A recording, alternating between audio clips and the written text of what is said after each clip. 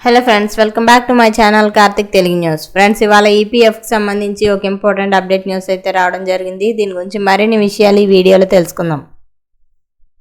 Employees provident fund organisation మరోసారి కీలక నిర్ణయం తీసుకోవడం జరిగింది. ఉద్యోగులకు శుభవార్త వినిపించింది. అధిక పెన్షన్ ఆప్షన్ను పునరుద్ధరిస్తున్నట్లు ప్రకటించింది. పూర్తి బేసిక్ పే ఆధారంగా ఎంప్లాయీస్ పెన్షన్ స్కీమ్కి కంట్రిబ్యూట్ చేసేందుకు అవకాశం కల్పించిన పాత ఆప్షన్ను మళ్లీ తీసుకొచ్చినట్లు టైమ్స్ ఆఫ్ ఇండియా నివేదిక వెల్లడించింది. దాదాపు 12 ఏళ్ల తర్వాత ప్రభుత్వ సంస్థ తీసుకున్న ఈ నిర్ణయంతో ఉద్యోగులకు లబ్ధి చేకూరనుంది.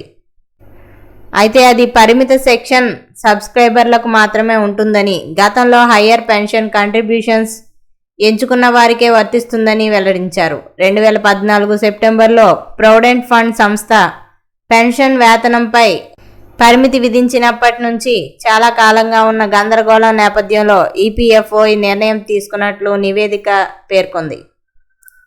ఇక అలాగే 2014 సెప్టెంబర్ 1వ తేదీన ఎంప్లాయీస్ పెన్షన్ స్కీమ్ కనీస పెన్షన్ ₹1000గా నిర్ణయం తీసుకున్నారు. అదే సమయంలో పెన్షన్ పొందేందుకు అర్హత గల వేతన పరిమితిని నెలకు ₹15,000గా నిర్ణయించారు.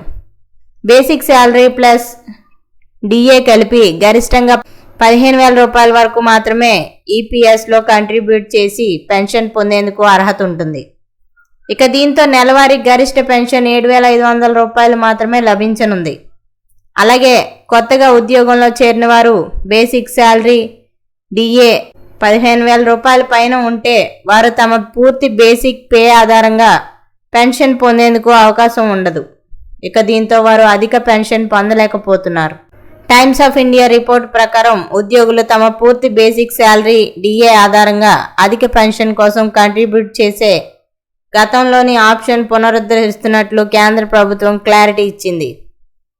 ఇది కొత్త బెనిఫిట్ కాదని, గతంలో ఉన్న ఆప్షన్ పునరుద్ధరించినట్లు ప్రభుత్వ అధికారులను ఉల్లంఘిస్తూ టీఓఐ నివేదిక వెల్లడించింది. ఈ నిర్ణయం కేవలం 2014 సవరణకు ముందు హయ్యర్ పెన్షన్ ఆప్షన్ ఎంచుకున్న వారికి మాత్రమే వర్తిస్తుందని గుర్తుంచుకోవాలి. ఈపీఎఫ్ఓలోని సబ్స్క్రైబర్లు అందరికీ ఆటోమేటిక్గా వర్తించదు. అధిక మొత్తంలో కంట్రిబ్యూట్ చేస్తామని అంగీకారం తెలిపే వారికే వర్తిస్తుంది. అలాగే తమ కంపెనీ యాజమాన్యం ఆమోదం లేకుండా ఉద్యోగి ఒక్కడే ఈ నిర్ణయం తీసుకోవడానికి వీల్లేదు.